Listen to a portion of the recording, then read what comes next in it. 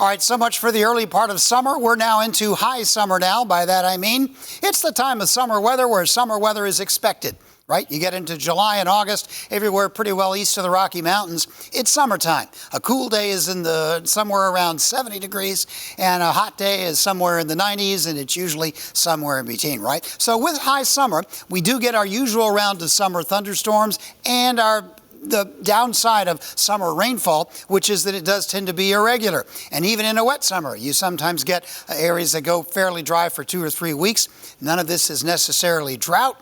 Drought so far continues to be confined to the western states. It has not really moved out very much, at least, into the Great Plains. The jet stream pattern, as we go into this week, there's an important split flow across the Pacific Northwestern part of the continent, and that split flow will continue to put some energy into the middle part of the country, which will cause troughiness along the east coast and ridging out west. What does that mean? Well, it means it's going to be fairly warm over the Rocky Mountains and western parts of Canada. However, the truly hot weather is confined to the southern states. This particular configuration will likely draw some hot, and by hot now, I'm talking about weather that's like 90 or in the 90s. It's going to pull that up into the high plains, but not so much across the Great Plains.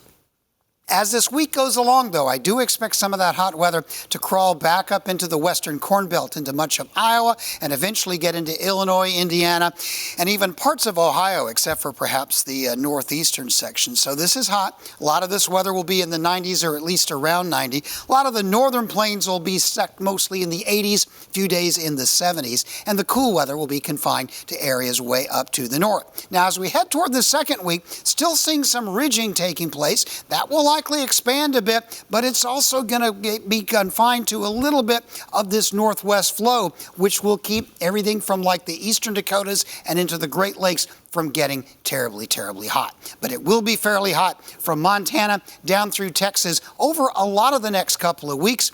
Southeast will stay pretty hot. The northeast will kind of go back and forth toward the end of the period. It will actually get fairly mild toward the 4th of July and after in the northeastern states.